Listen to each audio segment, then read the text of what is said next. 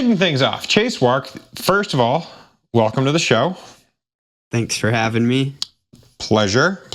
I am here in Vermont. It is, we're getting smacked on the East Coast with a winter storm. So much so that West Coast friends have reached out and they're like, oh my gosh, how are you doing? And I think, it sort of snows consistently off and on in Vermont. This snowstorm produced, 6 inches. Nothing outlandish, right? You're from Minnesota, so you know a thing or two about snow. But I think the reason that it was on people's radar is it was part of the same storm that was smashing DC. Like, this was a huge thing. And so, yeah, when DC gets snow, that's newsworthy. My point is, there's a long prelude to say, I rode the trainer for 90 minutes. It was, I had a couple efforts. It was great. I like the efficiency of the trainer. So I was like, wham, bam, 90 minutes later, I'm done. I could say what you have just done over the past week, but I think it might even have more emphaticism if you say it. So let's kick things off with, how about in maybe 3 sentences or less, what did you do over the past week? Spent over 40 hours in my garage on the trainer, biking 1,020 miles on Zwift. So they're not real miles, but a lot of time there. And I've been creating content out of that. It's a good chicken and egg scenario. Like, what is the purpose of the content creation? Okay, so I got to assume the original goal was what? I saw something like, you're going to go ride 1,000 miles on Zwift. Is that accurate? When I was scheduling, so I coach myself, and I was like, oh, the end of the block is kind of the first week of January. Like, maybe I have a goal of creating content. I usually end a training block, like my 3 weeks, with a bigger volume week. So I was like, I had the hours. I'm like, if I do this on Zwift, it will probably be 1,000 miles. That will be like clickbaity to start a YouTube channel. So yeah, if the weather would have been nice, maybe I would have gotten out and tried to do some on the road bike, but like, we haven't had snow, but it's been between like 0 and 10 degrees here, Fahrenheit. Yeah. So, yeah. Prohibitive. I'm in the same boat. I'm like looking at folks throughout various places and have to, in so many words, I'm envious. I'm like, oh, I want to go do those big blocks, but here I am stuck here. So, it takes a leap of faith. It takes doing exactly what you're doing. So, sorry, what was, like, when you were coaching yourself explicitly, did you say, I'm going to do 40 hours? I'm going to divide it equally over the 7 days? What was that breakdown like? Yeah, so I've done several 40-hour weeks before, and I use them to learn how to, like, I make mistakes every time. So if I can learn from those, the next time I do it, like, before Unbound, hopefully I can just nail it right on the head and then be peaking for Unbound or another race. So it's just kind of experimentation in the winter, because I'd rather be experimenting on myself then than right before Unbound. Like, I feel like a lot of people are like, oh, everyone's doing 40-hour weeks right before Unbound. Let's try this out. And then, everyone's overtrained. They didn't know how to recover. They didn't fuel properly. So, and then maybe they don't know how long it takes them to recover from the 40 hours. So they're still fatigued going into a race. Yeah. I can't. And I fault guess the reasoning.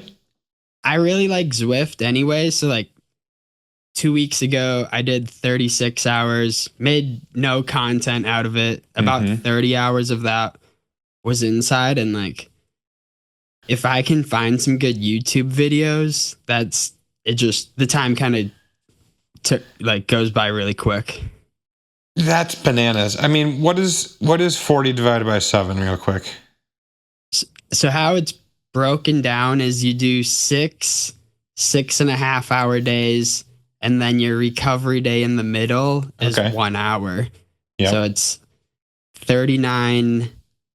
I mean, I do some VO2 efforts on the first and the fourth day, but then the rest is zone 2. So amazing. Okay. What are some of the discoveries you made on YouTube? What are you burning time through? I've had a friend come over 2 days. So one day we watched a documentary on how Flappy Bird got like peaked, that app that was popular like 10 years ago. We watched a documentary on that. I watch a lot of football stuff. So there was like a lot of build up and talk about the Minnesota Vikings and the Detroit Lions. And then that game just went really bad as a Minnesota fan. But it was nice because then I could just go to bed early instead of staying up late to watch the game. Yeah. Mr. Beast just released a new series, so I've been watching that. It's honestly, I watch a lot of triathlon and running stuff because actually I feel like there's a lack of cycling YouTube channels that put out these like short 5 to 10 minute videos that are just kind of like fun or goofy to watch, like ranking, I don't know, like bike tires or whatever, just like the S tier to F tier, like kind of more childish, not childish, but like stuff that's meant for like teenagers to keep their attention since they have a shorter attention span, which I feel like on the trainer, I just need something that's just like clicking. Like I can't watch a Netflix show or movie. I guess I watched Squid Games on the 36-hour week. Squid Games is a new movie on Netflix. Is that right? Yeah. Okay. Well, yeah, I don't disagree, right? I mean, to watch a sporting event, to watch a football game, a hockey game, baseball game, whatever, like time passes at a pretty tick-tock linear rate. Movies, okay, you can guess they're going to be 90 to 180 minutes. But they also, outside of like there's a climax and all that, like I can understand what you're saying about you're almost like you want the fast-paced thing. Are you also in a are you the recipient of the YouTube algorithm where they're choosing videos for you to rapid fire through it? Yeah, I think so. Like all of my video recommendations are 5 to 15 minutes. So fascinating. It's like a good algorithm. One of the days, so I opened up registration for one of my bike events, and that, like one of the days on the bike was just like getting ready for that. And then I also did like a Q&A on my story one day, and I had probably 50 questions come in, like more than I could answer. So like I spent 2 or 3 hours just looking down at my phone, it felt like, and answering those for the fun of it. I feel like I have a great setup. I am sponsored by Ceres, and I have the MP1 training platform. I got a great trainer in the H3. I have the trainer desk. And even with that, my position is such that I like keep the desk far enough away so that I can't get too engaged. I can't be typing too much. It's at the perfect distance that I can be watching something and peck a few notes. But I mean, my hat's off to you to be able to accomplish like actual work. Like you're saying, like what it takes to, event day, event registration day, that's absurd. It is noteworthy. We don't need to drone on about this. It is remarkable what you've done, and truth be told, you sort of lit a fire under my behind, because hour and a half days on the trainer aren't going to get me through a 10 hour, whatever it is, Unbound. So switching gears a little bit, I think you have created a name for yourself. You've landed on some people's radar in a handful of ways. I think my perspective would be maybe the most notable was getting the, call it, not even last minute nod, but like, how would you describe it? The nod to get into the 2024 Lifetime Grand Prix. As in, the athletes were already selected, the series had begun, and you got the nod. How did that process go? How do they notify you? so they called me. I was in a subway at Mid-South, and then all of a sudden, I get a phone call from like a Minnesota phone number. It says Chanhassen, Minnesota, and I'm like, Uh-huh. it like, if I'm being honest, sometimes when people find my phone number and call me for event questions, I'm like, please just email me. Like, why are you? I don't like unexpected phone calls. Yeah. And then I'm like, I answered. I'm like, hello, and then Rebecca was like, hi, this is Becca from Lifetime. And like, right when I heard that, I was like, oh, I think I know what's about to happen. And then, yeah, she was like, there was a last minute dropout. You've been selected. Like, do you want to take the spot? Yeah. And then I was like, yeah, like, let me just call my wife to like double check that's okay. And my wife was like, yeah, that's like your dream. So, Yeah. Yeah. yeah. I mean, I know they've made it a more formal thing for 2025. Like, I think athletes who do well in the first two can get sort of an automatic nod or something like that. Was getting acceptance after the series started a formal part of 2024, or was it, like you said, sort of filling the gap? I felt like I was just filling in for Connie. Yeah. Yeah, if that makes sense. You'd certainly created a name for yourself in other ways too. I think, I first became aware of you there at Valley of Tears in middle of nowhere, Texas, early March, probably a week or so right before you're getting the phone call from Rebecca there at Subway in Mid-South. And yeah, you go on to a 2-man breakaway and just go toe to toe with Keegan, which very few people can say. Well done. Yeah, that was like my beginning of March was really good, and then just the rest of the year was a slow trickle downhill. I feel like I have a well, like you said, you got to learn. Like you're learning where to piece together your 40-hour weeks. Yeah, and like being not just a professional racer, having the side gigs of coaching and event promotion, like every year I'm learning from that too. So yeah, I'll be back down at Valley of Tears this year. And will there be a crash in the first 3 miles again and Keegan and I off the front? Probably not, but I'd love the opportunity to go toe to toe with him again. Yeah, fair. So, okay, let's talk about some of these other aspects. How old are you? Let's go there. 28. 28 years old. How long have you been a cyclist? Like I got my USAC license when I was 15, I guess, if that makes sense. Nice. I was biking to like hockey practice before that. Like a proper Minnesotan. Wait, hockey practice. I grew up playing hockey. I go to hockey practice in the minivan because we lived 8 miles from the rink. How do you put a hockey bag on your back? The rink manager let us store it in the Zamboni room. Okay, that makes a lot of sense. Yeah. And this was for summer league. What was early USAC license carrying? What did that consist of? Were you a road cyclist? Were you sort of doing it all? Were you a mountain biker?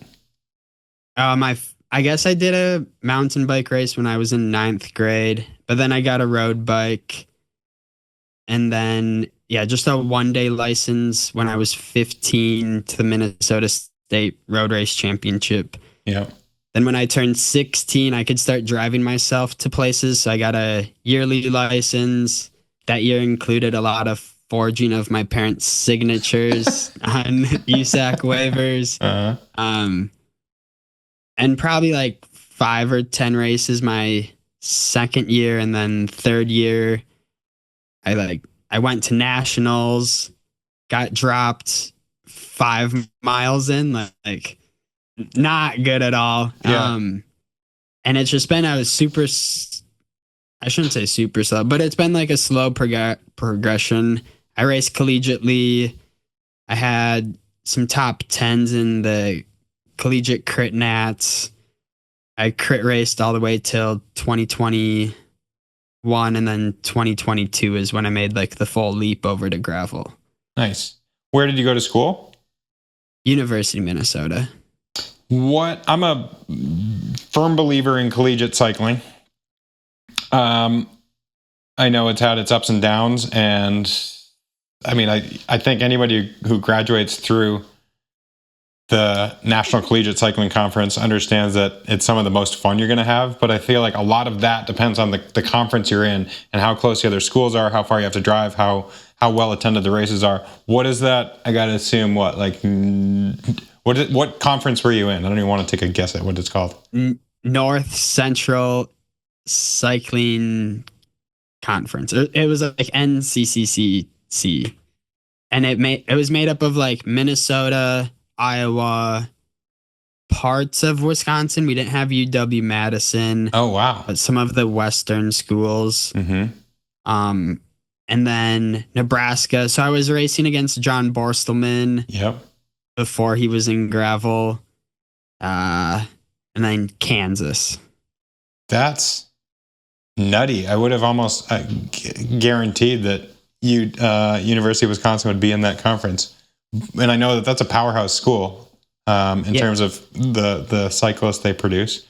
So very cool that so many of that North Central region can create races and schools and conferences. This reminds me of a question that I had on another podcast. And would you consider where you live? I call it something nebulous like Northern Midwest. Do you accept that or no? Oh, I'm in I would just call it the Midwest. On like the Trainer Road form, one time I posted about, I wanted to post my discount code for Gravel Worlds to try to get some like affiliate code money. Yeah. And people are like, Nebraska's not in the Midwest. And that's just a tangent. But I don't know, Minnesota, I guess you probably think the Midwest also includes like Ohio. When I think of the Midwest, I think of like Minnesota, Iowa, Wisconsin, Michigan, Indiana, Illinois. Like once you go over to Ohio, I find that part of the Midwest weird. Like that's like, I know it's the Midwest, but it's just weird. Like, yeah, we're all corn fed in the same area. But I feel like the region is bordered by the northern border of Canada. On the east, you have the Appalachians, and on the west, you have the Rockies, and everything in between is Midwest. Like, it's almost an elevation equation. Yeah. And the whole, I got dragged under a bus because I think the term was derogatory that I used. It was received derogatorily, and I was like, I unintended. I just consider it, and especially I think I was talking about was Wisconsin and Minnesota. I was like, Northern Midwest, what else?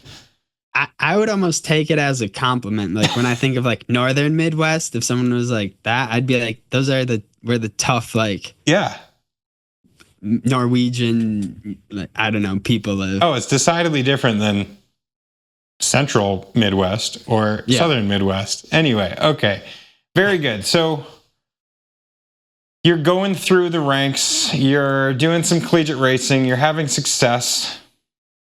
I understand that recently, in order to make the leap to professional gravel, you made the decision to leave your job. What were you, well, actually backtrack. What were you studying in school and what do you eventually segue into as a career? I was studying computer science and then I got an internship at US Bank as a system admin. So I wanted to be a software engineer when I was in college, and like I wanted to be a millionaire, billionaire. Like money was very driven, I guess. I was money driven. And then I realized I couldn't ride I broke my bike. And so I just studied a whole bunch. And then I got like depressed. And I'm like, wait, I was actually more happy when I was just riding my bike and kind of nonchalantly going through school. So I'm like, okay, I'm going to find a job where I can still ride my bike. So this internship, I realized that. And then, I got a 9-to-5 job at US Bank as a system admin. I would work like 7 a.m. to 3 p.m. actually doing work, maybe 2 hours a day. Like I'd wake up some days and like I when I had a 9 to 5 job, I would still try to get like 20, 25 hour weeks in. So I'd wake up early Wow. in the winter, do like a 3 hour ride, have my laptop open, but not really. I've only done this a few times, I should know. But like I would just like shake my mouse to make sure it looked like I was online. And Oh my gosh. yeah, I mean, I got good reviews and everything. So it was like one of those things, work smarter, not harder. Yeah. Yeah. So then, like, I had the best managers ever. I had 3 different managers in 3 years because they just kept all getting like promoted. And I'm like, no, like, I really liked you. What if the next one sucks? But they were all flexible. They're like, and I think they knew kind of what I was doing sometimes, but they're like, if you're getting your work done, like, Yeah. that's okay. If you need to work 10 hours, 4 days, so you can travel Friday, like, go ahead and do that. And then, yeah, I kind of told them they knew my goals from like day one of wanting to be a professional cyclist. And then after just doing some financial math and talking with my wife, we're like, well, we did like the old YOLO, like you only live once, took a leap of faith. If it didn't work out, like we had money saved up. A computer science degree is still useful. So Yeah, it is. That's awesome. I mean, yeah, YOLO is about as good as it gets. How much of that time period was through the pandemic in that, there was folks being basically working from home became very commonplace? So I graduated summer of 2019. Oh, geez. Huh. And then 3 months after that, so I got my job like right after I graduated. Yeah. 3 months after that, I moved to Winona, Minnesota. So I live in the Driftless region. And then, which like isolated myself. And then, yeah, so I went through like 2020 and 2021 kind of just living by myself. I guess I started dating my wife at the end of 2020. But yeah, the first year the first year of me working was the pandemic. Yeah. But I was working remote even before that, so it wasn't like a big change. I feel like your description of not office life, but it seems like there's a great deal of inefficiencies in modern work, and it's like you distilled down to the basics what you needed to do to accomplish your job and do it well enough to get high marks. And it's just such a testament to how much inefficiencies there are in real world living. I mean, this is obviously coming from the perspective of a bike racer who tries to be efficient in a lot of capacities of life. So yeah, I don't know. Hats off to you for figuring it out. It was a bank, I should note. So there is a lot of like, for anything to like move up, there's got to be approvals at so many levels, and the first few days of the month and the last few days of the month, really no work could get done because stuff couldn't go to production. So yeah, it was inefficient. And like during the pandemic, there was 3 months where my boss essentially was just like, yeah, like make sure you're logged on and like make sure you look like you're working. Yeah. And he's like, I don't know if we'll get I don't know what the term is for like partly laid off, but he's like, I'll just keep you updated, and we never got laid off. So Dreamy. Yeah, like the whole summer of 2020, that's actually when I was my best power numbers are from 2020 because there was no racing. So I just training consistently. Train the house down. Yeah. Yeah. Okay. You've talked about the Driftless region. We've talked about regions of the United States. How would you describe the Driftless region? What does that refer to those especially uninformed?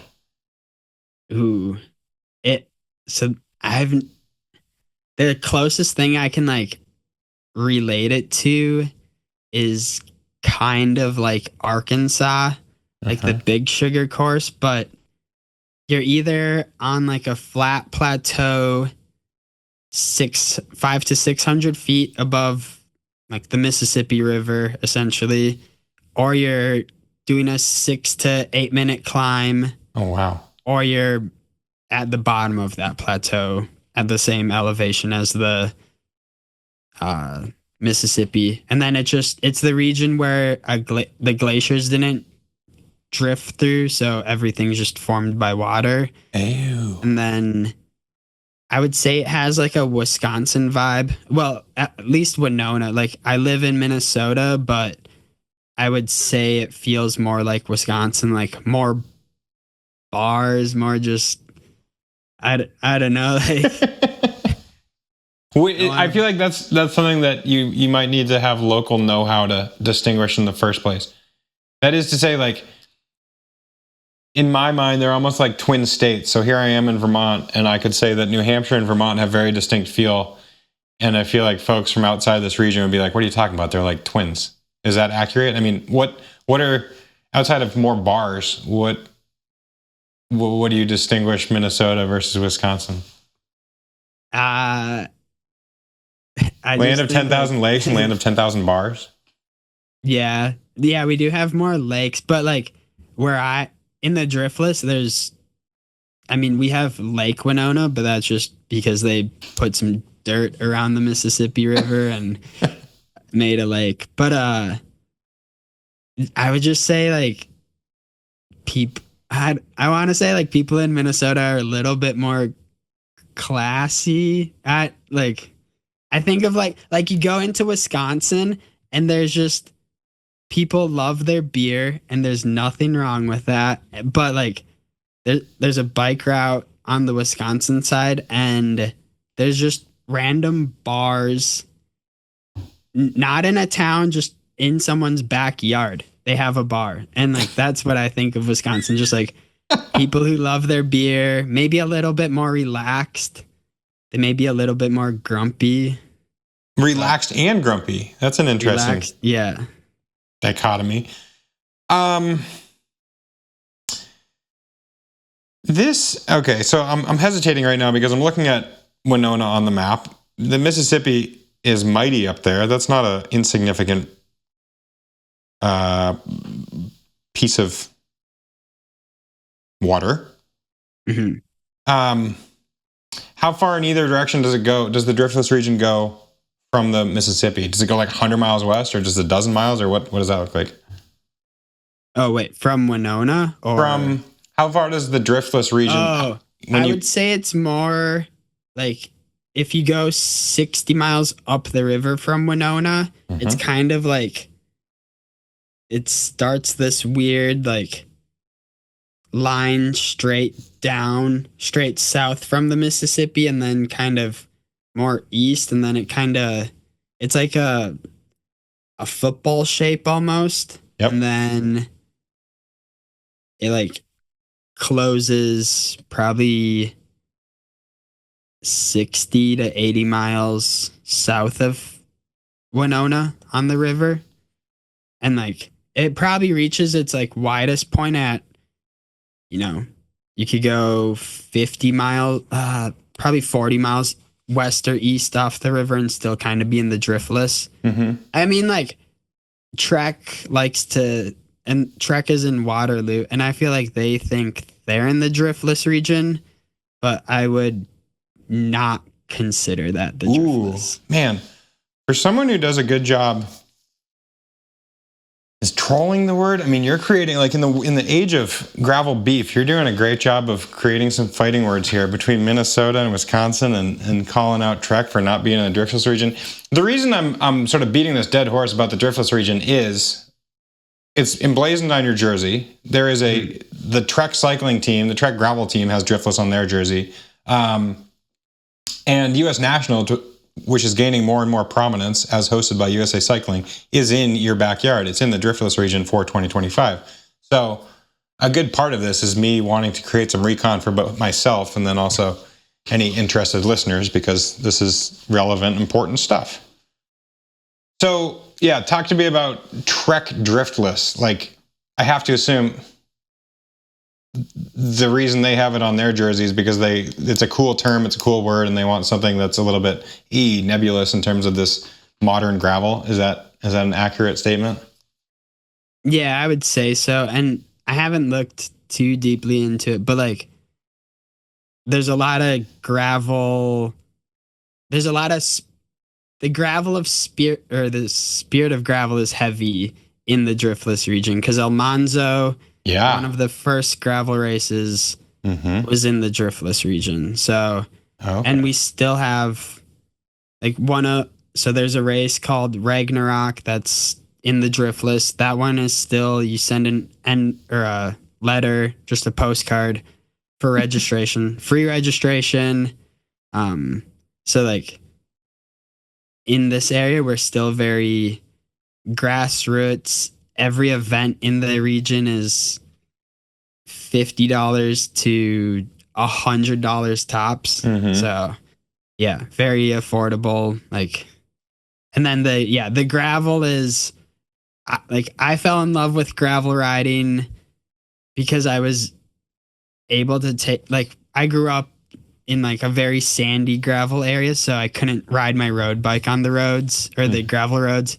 I moved down here, had a road bike that could fit 28 millimeter or 32 millimeter tires, and I'd pop those on, and you're able to ride all the gravel around here as long as they don't put down fresh like stuff, which I think usually they do that in early May and then around September. So like, honestly, I've been thinking of running a road bike at Gravel Nationals if they don't lay stuff down.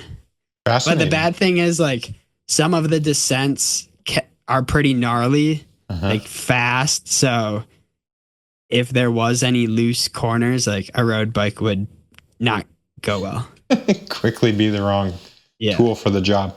How familiar are you with the course itself? Like the exact course, how close is it to Winona, so on and so forth?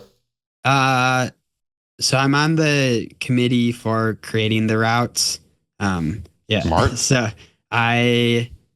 we're still in the process of creating the routes, trying to get some land access. I don't know how much I can say on this. I don't think that's an issue if I'm saying that, but because they want the routes out as soon as possible. Sure.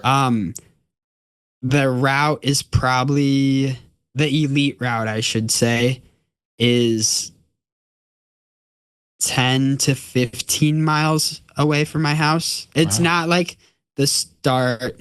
The start is 25 miles down the road for me. But if I wanted to just like go straight from my house to the closest point on course, it's probably like 10 miles.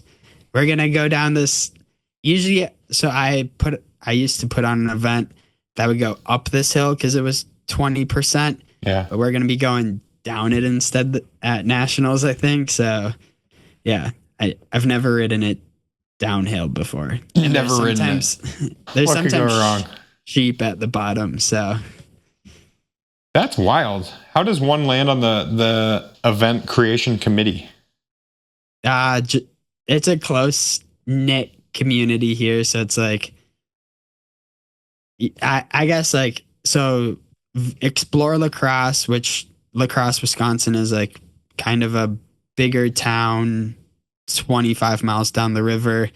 Like their suburb is La Crescent, Minnesota, kind of a smaller town. Their Explore Lacrosse, La Crescent, Minnesota are working together on this. So like the Explore Lacrosse folks know lacrosse people, and then the lacrosse people reached out to me to come on board since I've probably ridden the most amount of gravel in this region out of anybody. Seems a fair bet. Yeah, there's one guy, Don, on the route committee board. He's older, but I think he probably has me beat for more miles, but I'm one of the top two, I think. Yeah, even Don can duke it out for most miles ridden. Yeah. So you talked about it a little bit. You're talking about the spirit of gravel. It's strong. It's well represented there in the Driftless region. I read a great article where you were quoted saying that, I'm going to jump right into it. That's mostly me just trolling folks who will get upset that I tend to geek out over aero bike racing equipment. They think somehow some dude racing a disc wheel is ruining the spirit of gravel, even though they're getting upset at the event where they paid $300 to register, $1,000 for hotel rooms, and had to ask their family to come out to the aid station since their race doesn't provide any actual support. I applaud that. I love that. I have my own thoughts on the spirit of gravel. What is your idea? How do you encapsulate the spirit of gravel? I look at it as, well, from an event perspective, I think it's the spirit of gravel thrives when you can get a group of people together and like a very welcoming community and just have people out riding and enjoying gravel, just like having fun. Like when you're racing Unbound, are you like, is it fun? Like it's challenging, but are you like, oh yeah, I want to do this every single day of my life? Like, I don't know. Like my favorite rides when it's just a zone 2 ride with a friend. Like, yeah, I don't know. Just, I think, yeah, the spirit of gravel can be just making gravel accessible to any rider to experience any event, I guess. So I'm going to make this a circuitous series of connections. When we were racing Unbound this year, there was the cutthroat first, 3 minutes into the first corner. Yeah. And then eventually you go off and to go circuitous in the conversation, I was talking about the ways in which you have landed in people's awareness sphere, the radar, and I think you had a very unique setup, which we talked about in this quote I just dropped. And you got to showcase that bike as being very aero in that you went in the breakaway all day. So, very few people in the breakaway, a lot of eyes on you and your sweet, unique aero setup. Backtrack, 5 minutes to the peloton or however big the group got. After that initial fight, and then over the course of probably the next, 3 hours, I thought the racing was super fun. And I remember like being among, my peers, which is funny because it's like a handful of peers of mine from a career ago. It's like, Mate Mahorich and I were teammates on Liquid Gas. And then, it's just sort of this melting pot. And I remember having conversations with people where everybody is having fun. And maybe you're up the road slogging away, not having as much fun. But that race is fun. Do I want to do that every day? Absolutely not. I think that's a once a year kind of activity, and that's totally fine too. My idea of this, I agree with everything you say. My idea of the spirit of gravel is that it's not something you can kill unless gravel cycling goes away, because the spirit is the energy, what is gleaned from, what is emitted from this entity, and the entity is gravel, and gravel is going to change and flow, and it is different in 2005 than what it was in 2015 is what it's going to be in 2025. And whether that spirit is like emblazoned and perpetuating fun or hellbent and professional, it's still just the spirit of gravel. So there are flavors of spirit of gravel that I'm more or less enthusiastic about. And that's where I especially lean into what you were saying of like, if people are having fun and it's drawing more people into it, that is the kind of spirit of gravel that I can get into. As it changes to the hellbent professionalized side, I begin to have a little bit challenge to it. But then, the double-edged sword here is you're also trying to make a career in it. So it's like, it's funny that, and maybe that's exactly the point of the quote that you have, is like, you're showing up in this entertaining looking aero bike because you want to do well, because it's a professionalized sport. Is that accurate? Yeah. I want it looks really dumb. And like if I was, I hate throwing out this word, but like if I was talented or like really, I don't know, like I do all these 40-hour weeks and I've been grinding away for years and years. And I'm like, I see other people do this exact same thing and they're steps ahead of me, or they've been on podiums since they were 15 or whatever. And like what I have to do, or folks like Dylan Johnson have to do, like we have to think of the tiniest things. Like, yes, you do see a big disc wheel and then you also see a big fairing cover, but it's like, okay, what about, I guess, like some of the big things that you see, like you don't, you see me wearing aero socks, but you didn't know I studied for like a few hours to see what is the fastest aero sock out there and like go get that. Or I'm messaging people who have run frame bags before on like, how did that work? Would you do it again? Like, it's just, I have to put in, and I'm not disregard, like I know Keegan is out there doing tire testing all the time and he has sponsors that probably would be like, yeah, we're not paying you because your bike looks dumb even though you're winning the race. Like I'm lucky to have Lauf as a sponsor that's just like, yeah, that's like, yeah, the bike looks weird, but if you're gonna perform better, and it also gets clicks on the internet, like as cliche as that sounds, but like, yeah, I don't know.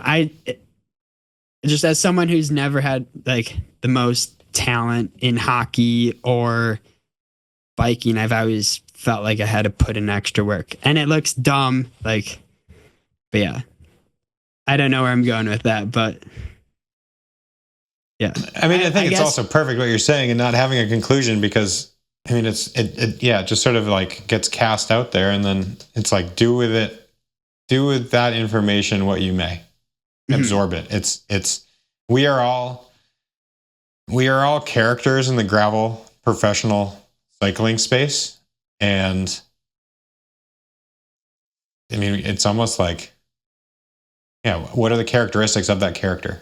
You are into aero gains. You are doing all these things to lead you to a start line, and then you throw the cards out on the table and see where they lie. So then on the, well, I'm trying to figure out how to make this segue. Let's go. It's going to seem abrupt, but I think you're going to understand where I'm going. Define the term hot dish for the uninformed, for those not from the Driftless region. I'm in New England. I don't know what a hot dish is. It sounds like a dish that's hot. I guess for like anyone outside of, I think it's just a Minnesota thing. It's just casserole. So like my favorite is tater tot hot dish, which is a can of green beans, corn. I put carrots in mine, and then a can of cream of mushroom soup. Before that, you have to ground some hamburger and saute some onions. Essentially, just mix that all together. Put some tater tops on that. This is in like a 9x13 glass pan. You throw that in the oven at like 400 degrees for 45 minutes. Oh, dang. Till the tater tops are like nice and crispy on top. And then, yeah, you enjoy it. It keeps you warm during the cold months. Yeah. Yeah. That's fascinating. I've never heard of tater tot being an ingredient in a subsequent dish. So that's amazing. I bring up hot dish because you have an event called Hot Dish. Is that correct? So the hot dish is not happening. Oh. I won't be me and my friend still don't know if he'll be able to host the hot dish. So little tangent. This is one of the things I learned last year. I overdid it with event directing, and I hosted the hot dish. And then 2 weeks later, I co-directed the Day Across Minnesota, and the double day across Minnesota. So it's like a 500-mile ultra race. And like I was just exhausted. So the hot dish was gonna get moved to October.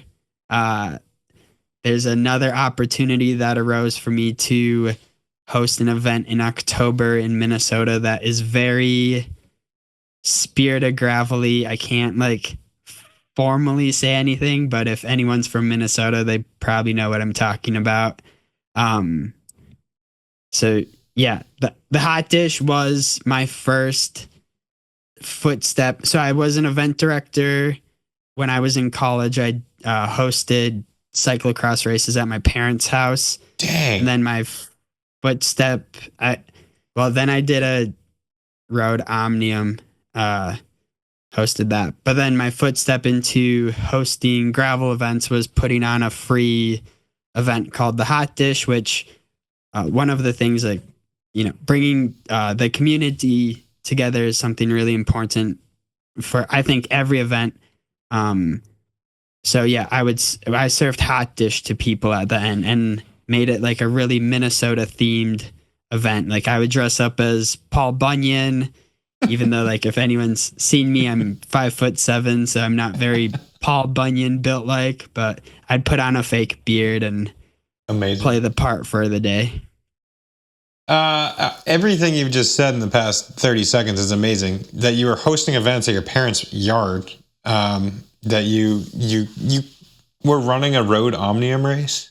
I mean, like running an event is an incredible amount of work, and people will. I mean, much like pursuing professional cycling, people will pursue event management. So this is amazing and awesome and head scratching that you're trying to do it all at the same time. Furthermore, that you're doing a free event. I hate to point that out, but that is also not terribly lucrative. It was free for 1 year because I used it kind of as marketing because it was like I could rent. We have like a park and lodge in town that I could rent for like $250. And then all of the ingredients for the hot dish, not expensive at all. So I maybe had like $200 of hot dish, if that. And then, I had a whole bunch of Glazer Donuts at one of the aid stations. And someone was like super mad that I didn't have more food at the aid stations. I'm like, this is a 100K event. I said there was no aid stations. Like it was a surprise aid station. Sorry. You can't please all the people all the time. Yeah. That's a testament to modern humanity. Remarkable. That is everything about that, including feeding the masses for $200. So I think, if I'm not mistaken, you also have another event, or I've had another event that wasn't it an homage to your grandmother? Is that right?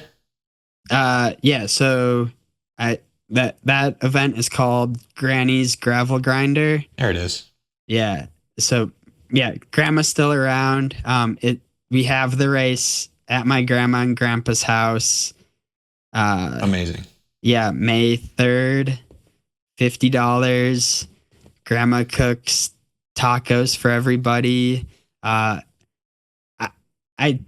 steal ideas sometimes for event promotion. So one of the things I think is really cool is Bobby Wentel's hug at the end of Mid-South. Mm-hmm. So I asked my grandma, I'm like, would you want to give out hugs to everyone who finishes? So yeah, grandma will give out hugs. I have like I have 3 grandmas. 2 of them show up. 1 serves food. One of them is out hugging all the finishers. Yeah. One's slaying the hot dog stand or the taco stand. Yeah. And then, my grandma also makes like way too many cookies, like probably 800 cookies. And at the end, like anyone who's finishing really late, she's like, here's a whole gallon bag of cookies. And yeah. It pays to finish late. Wow. Continuing the jack of all trades, the modern gig economy, you also have a coaching business, if I'm not too far adrift. Yeah. I promise if anyone ever works with me as a client or athlete, I'm not giving them 40-hour weeks.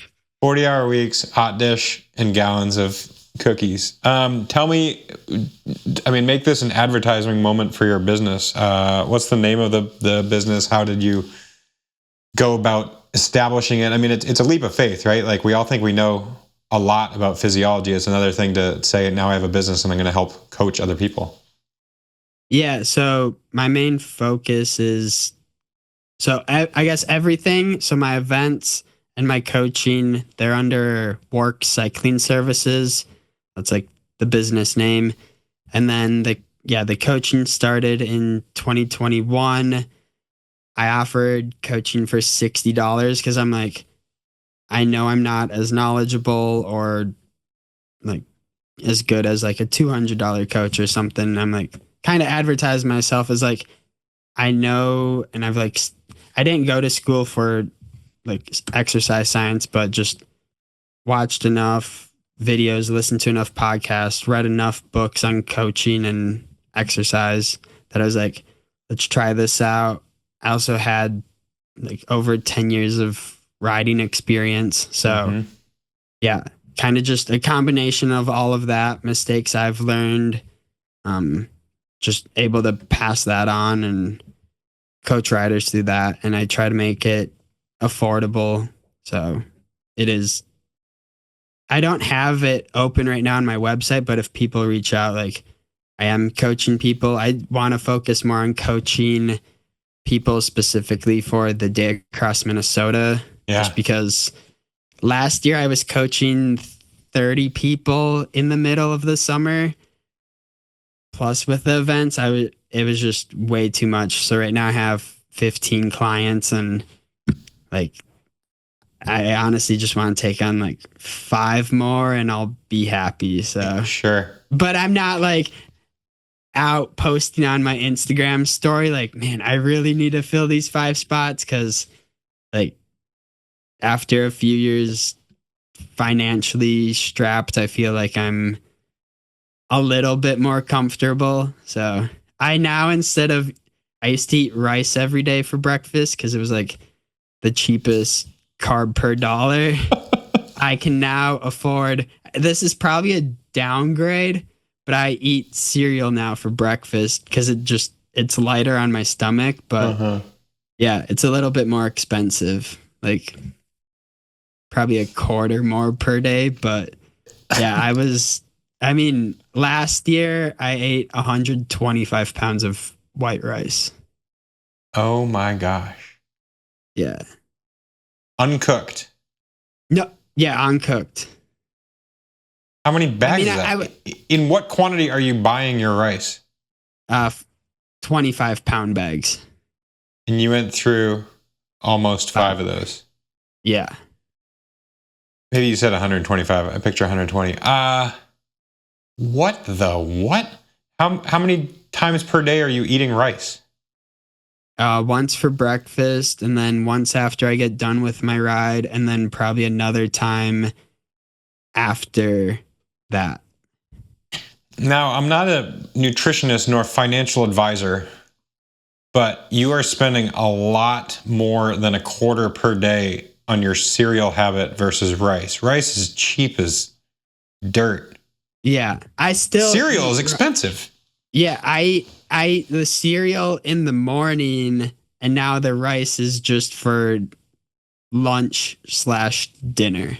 Oh my gosh! Do and you I'm eat eating beans in order to get the complete protein? Well, I eat steak. Okay, man, you are a through and through Midwesterner. I love this. I'm amazed how much of this conversation has been culinarily driven. I kind of want to spend a week with you, or maybe just your grandma, and see what hot dish and all the cookies are all about.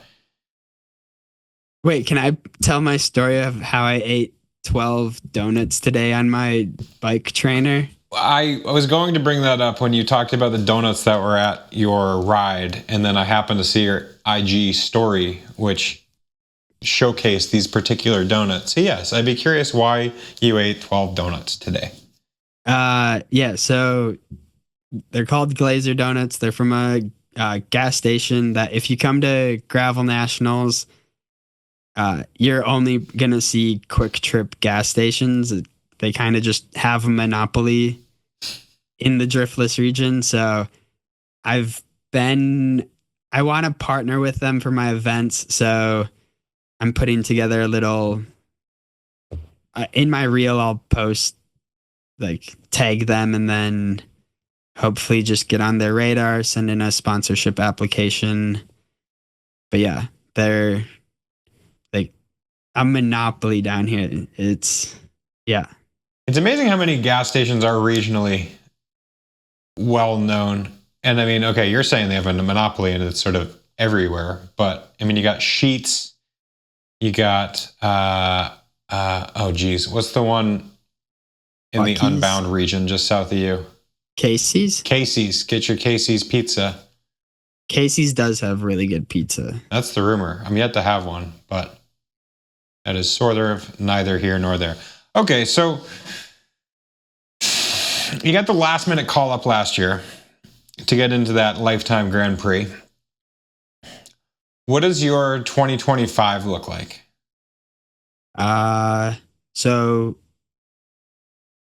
I'm hoping for a really strong early part of the season. So that's kind of why I'm doing this bigger volume stuff. Kind of want to come out swinging, try to go for the wild card.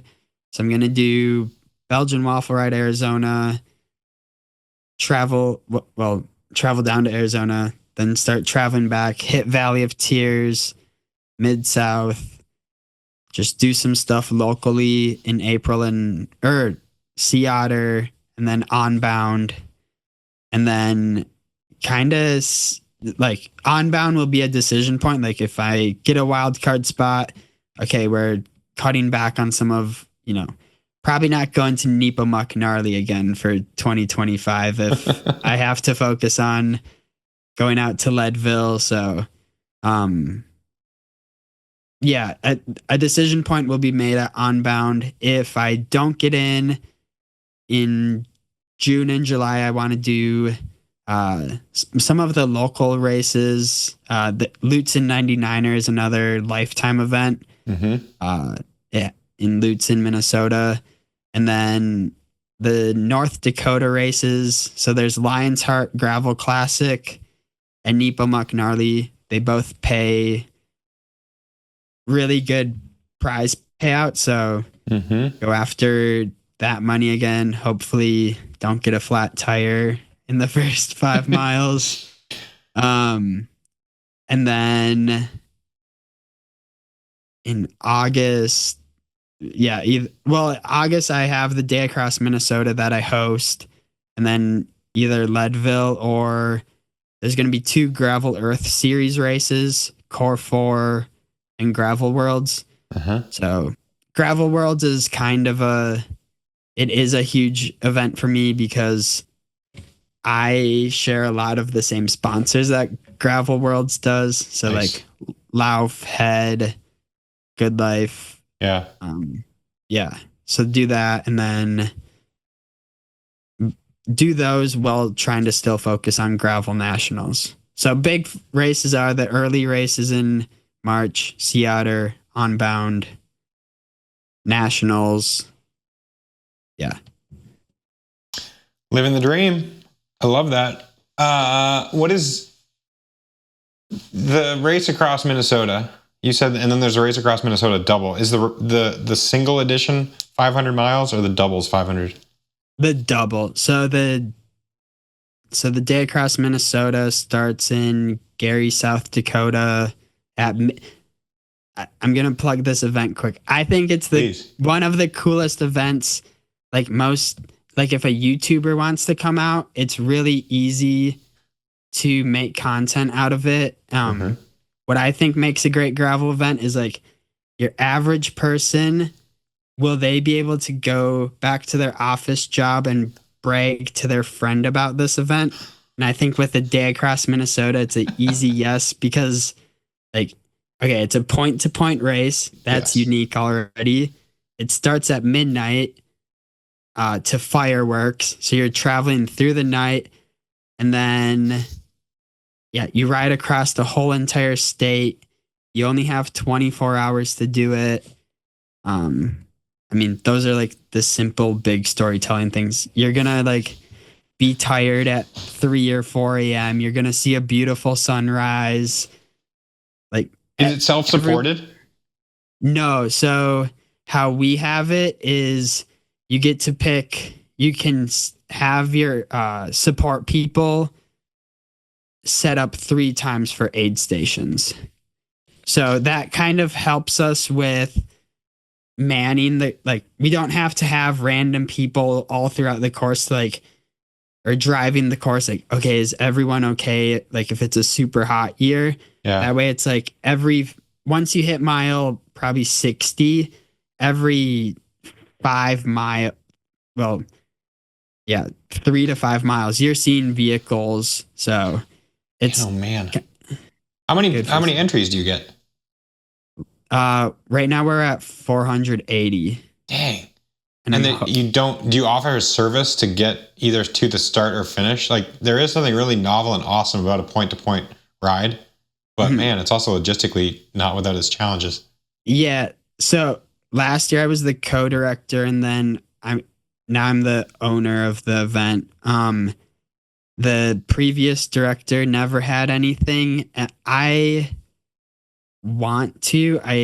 didn't figure it out though, because like running these events, I want to be able to like hire out some of my friends that like I know could use some money. And like one of my friends is a licensed bus driver. My biggest thing is like I know I could get a bus. He can get a bus and a trailer. We can drive everyone across the state to the start point. My biggest thing is, okay, then I have to, well, they would obviously pay for that. And then I was going to have 3 like nonprofits out on the course and split some of the payment between those. And those would be like aid stations for people who paid for this bus ride who don't have support. But then like Unbound, they have the Jeeps that go pick up people who didn't finish. With that, like, since it's a point to point, picking people up if they don't finish, that's the struggle. Like, is there just a sag wagon the whole entire way? Is it? Yeah. I mean, my suggestion would be leave it as it is. And like, it goes back to the point, you can't please all the people all the time. So if you're going to drive people back to the start, then you're going to get an equal number of people who are like, well, I drove to the finish and I need to ride back to the finish. It's like, you want to create self-sufficiency in these events so that you're not the liability, right? It's like, no, if you're going to line up for this event, you need to be a little problem-solving-esque. So, I mean, that's my vote, but I'm not wearing the event promoter hat. But you do wear it, not for this one, but yeah. I'm all too familiar with this. So, okay. I'm going to begin to wrap up by finishing with 3 what I call traditional questions. 1, what is your favorite place to ride a bike? Number 2, where would you like to ride a bike that you've never ridden? And number 3, with whom would you like to share a conversation, a bike ride, a general cordial outing? Who do you want to go for a bike ride with? Okay. Wait, start with number 1. So number 1, what's your favorite place to ride a bike? I think I know the answer here. The Black Hills of South Dakota. Oh, not what I would have guessed, but that is an amazing area. Very, people would think I would say the Driftless region, but yeah, the Black Hills, I went there this summer. Yeah. Like, so awesome. Great answer. And then number 2, I don't know. I see everyone making Girona look really pretty on Instagram, but I don't know. I kind of want to go like to the Dolomites in Italy. That would be really cool, or the Alps. So probably one of those places. Yeah. Girona's cool. The Dolomites are otherworldly. They're amazing. And the Alps aren't too bad either. Yep. High votes there. Okay. And who do you want to go for a bike ride with?